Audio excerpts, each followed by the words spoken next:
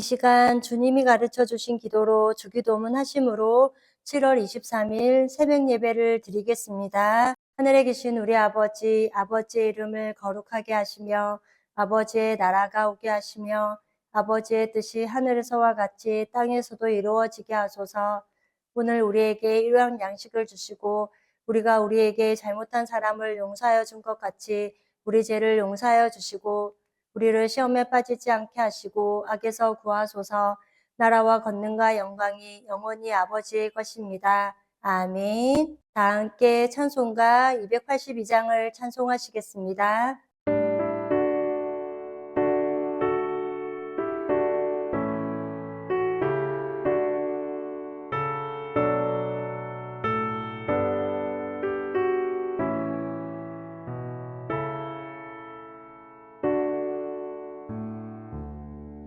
그냥 죄에 빠진 날 위해 주 보혈을 흘려주시고 또 나를 오라 하시니 주께로 가져갑니다.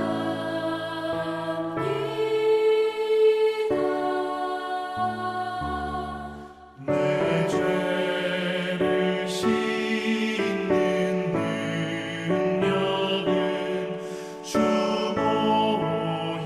보혈밖에 없으니 정하게 되기 원하여 주께로 거져갑니다.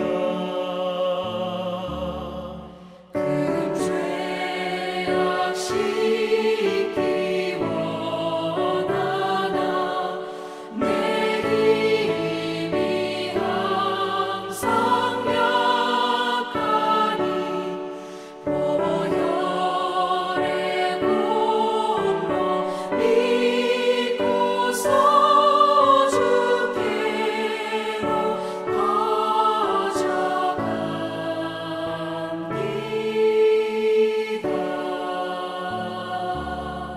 내 죄가 심히 무거워 구하여 줄이 없으니 내 의식 떨쳐 버리고 주께로 가져갑니다.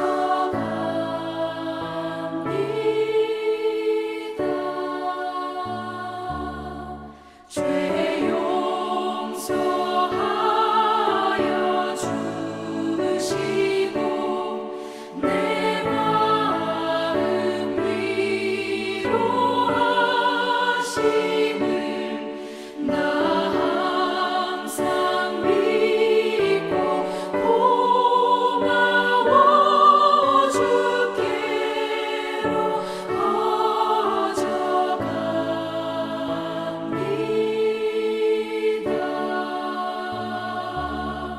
주 예수 베푼 사랑이 한없이 크고 넓으니 내 뜻을 모두 버리고 주께로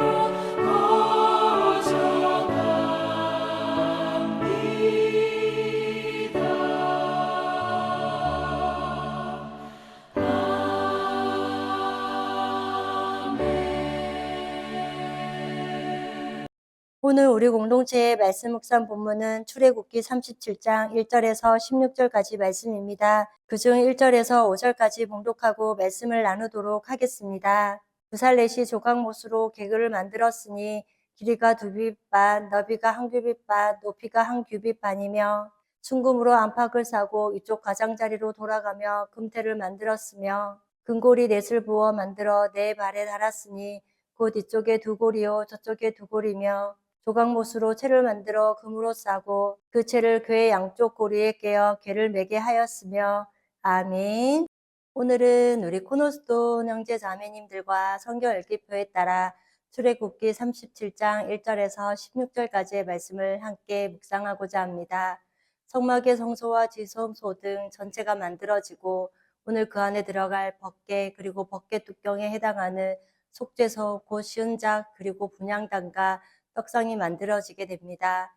순금 덩어리를 쳐서 펴 만드는 섬세한 과정이었습니다.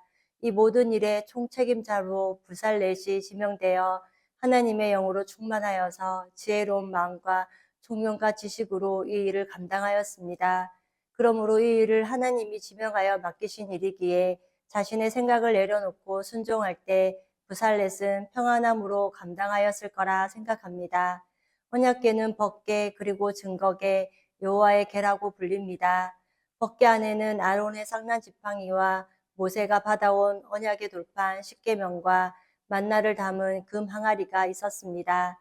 먼저 1절에 부살렛이 조각목으로 궤를 만들었으니 길이가 2규빗 반, 너비가 1규빗 반, 높이가 1규빗 반이며 라고 합니다. 앞서 말씀드린 것처럼 부살렛은 감독하는 사람으로 자신이 만들고 싶은 작품을 만든 것이 아니라 하나님께서 주신 설교들을 가지고 그대로 만들어지고 있는지를 감독하는 사람이었습니다. 지금 부살렛이 조각목으로 궤, 즉 상자를 만든다고 합니다. 이 상자는 구원을 위하여 만들어진 것입니다. 그리고 이 상자가 예수님을 이야기합니다. 그래서 상자 안으로 들어가는 모든 사람은 구원을 받는 것입니다. 조각목은 쓸모가 없어서 버려진 나무입니다. 그런데 그 나무를 모아서 궤 길이가 2규빗 반, 너비가 1규빗 반, 높이가 1규빗 반인 상자를 만든다는 것입니다. 그 다음 2절에는 순금으로 안팎을 사고 위쪽 가장자리로 들어가며 금태를 만들었으며 라고 합니다. 지금 순금으로 바깥뿐만 아니라 안쪽까지 금으로 만들어라라고 말씀하십니다. 그리고 금태를 둘러서 만들라고 말씀하시는 것입니다. 그 다음 3절에는 금고리 넷을 부어 만들어 내 발에 달았으니 곧 이쪽에 두 고리요 저쪽에 두 고리며 4절에 조각목으로 채를 만들어 금으로 싸고 5절에 그 채를 궤 양쪽 고리에 깨어 궤를 매게 하였으며 라고 합니다. 이것을 메고 다닐 수 있도록 튼튼하게 만들어야 합니다. 그 다음 6절에는 순금으로 속죄소를 만들었으니 길이가 2규빗 반, 너비가 1규빗 반이며 라고 합니다. 순금으로 만든 뚜껑을 속죄소라고 하는 것입니다. 그 뜻은 자비의 그리고 국률의 자리라는 것입니다. 그리고 길이가 2규빗 반으로 만듭니다. 그런데 예수님은 자비로운 분이시라는 것입니다. 모든 죄를 다 용서하신 분으로서 자비하신 분이십니다. 그 다음 뚜껑은 순금으로 만듭니다. 순금은 완전함을 이야기하는 것입니다.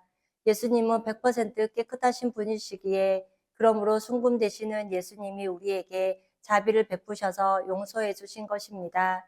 그리고 7절에는 금으로 그룹들을 속죄소 양쪽에 쳐서 만들었으되 그 다음 8절에는 한 그룹은 이쪽 끝에 한 그룹은 저쪽 끝에 그 속죄소와 한 덩어리로 그 양쪽에 만들었으니 라고 합니다. 여기서 말하는 그룹은 천사를 말하는 것입니다. 양쪽을 쳐서 천사 둘을 만드는데 한 그룹은 왼쪽에 한 그룹은 오른쪽에 두고 양쪽에서 붙이라고 말씀합니다. 예수님은 그룹들에게 수종을 받으시는 분이십니다. 하나님이신 예수님이 깨끗한 천사들에게 수종을 받으시는 것입니다. 그 다음 9절에 그룹들이 그 날개를 높이 펴서 그 날개로 속죄소를 덮었으며 그 얼굴은 서로 대하여 속죄소를 향하였더라 라고 합니다. 속죄소를 덮고 속죄소 위에 올려놓고 그리고 두 그룹이 닿는 것입니다. 성경 전체에서 이 언약궤의 이름이 때에 따라 바뀌게 되는 것을 알 수 있습니다. 하나님은 약속하시는 분이시고 하나님은 신실하시다는 것입니다. 그래서 언약궤를 보고 나서 사람들이 생각하는 것은 하나님이 우리에게 약속하신 것을 반드시 이루신다는 것을 말씀합니다. 그렇기에 그리스도인들은 하나님의 약속을 믿는 사람들입니다. 나의 어떤 태도나 상황과는 상관없이 하나님의 약속은 반드시 이루어진다는 것입니다. 그렇기에 언약궤를 통해서 하나님의 약속은 반드시 이루어진다는 믿음을 갖게 한다는 것을 말합니다. 하나님의 뜻을 알려주는 것이 법궤라는 것이기도 합니다.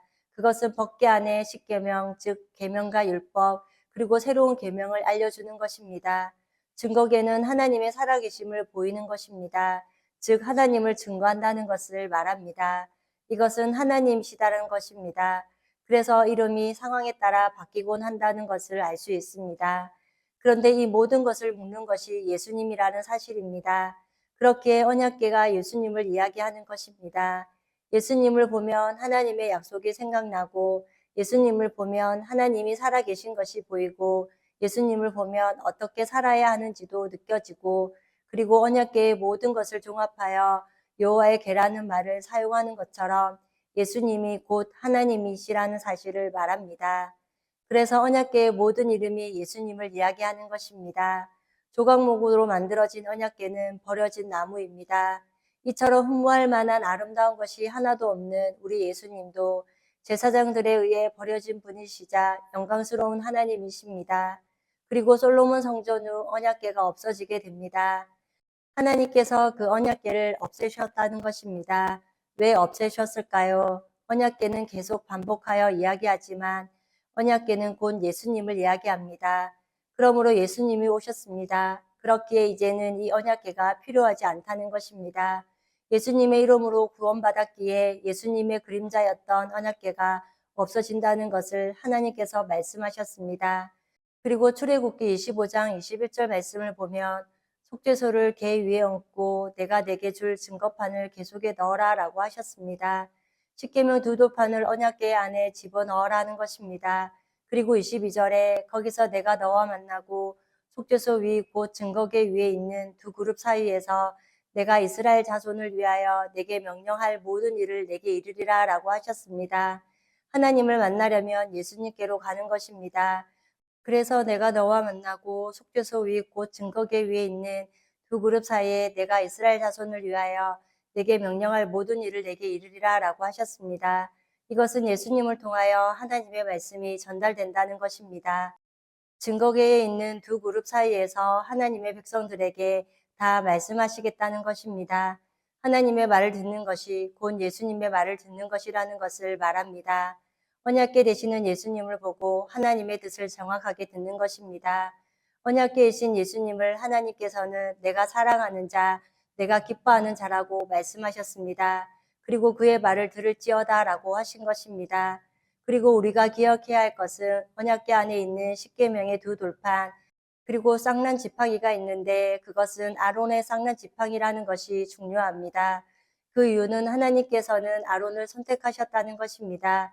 즉 많은 사람들 중에 하나님께서 예수님을 구원자로 선택하셨다는 것을 말합니다. 그리고 만나가 든 금 항아리입니다.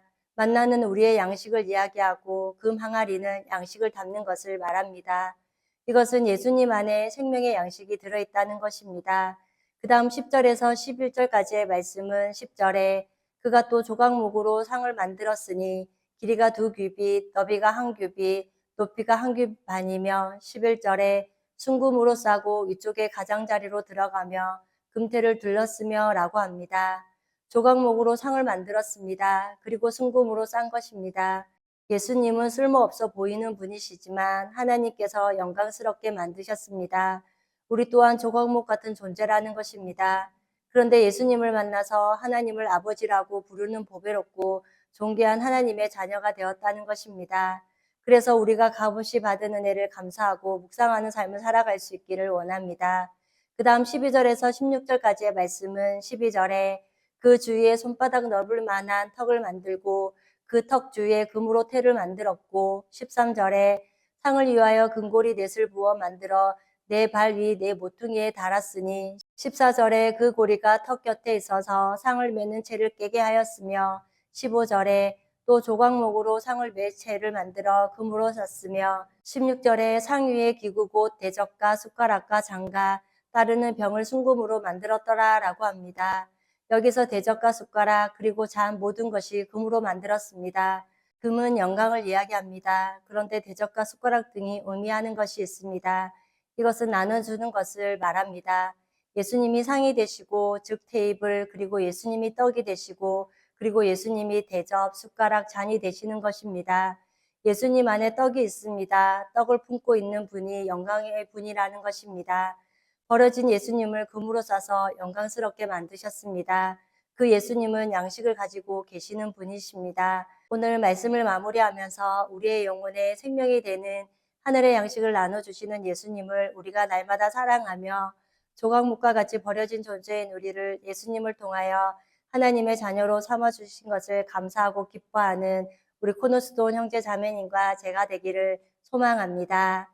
다 함께 찬송가 203장을 찬송하시겠습니다.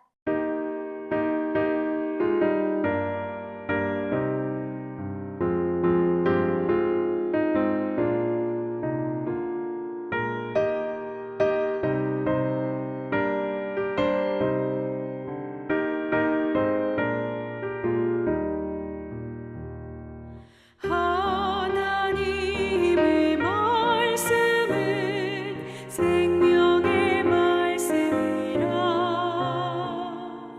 광야 같은 세상에 길 잃고 방황할 때 절망 중에 빠진 이 몸 하나님 보호하사 생명샘이 솟아나와 새 힘이 넘칩니다.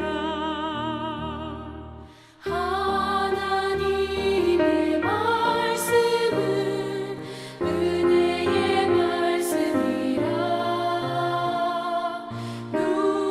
누구든지 믿고서 참으로 회개하며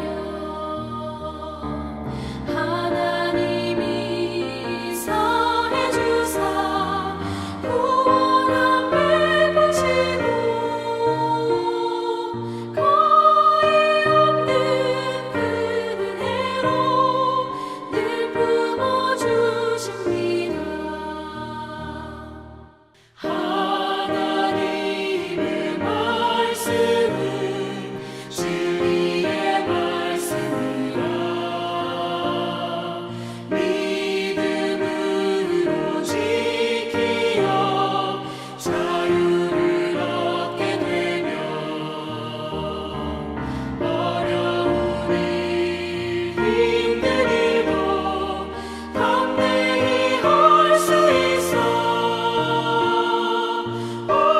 온전하신 말씀으로 승리케 하십니다. 하나님의 말씀은 사랑의 말씀이라 험한 세상 살 동안 언제나 돌보시고 변함없는 사랑으로 우리를 지키시어 하늘나라 이르도록 인도해 주십니다.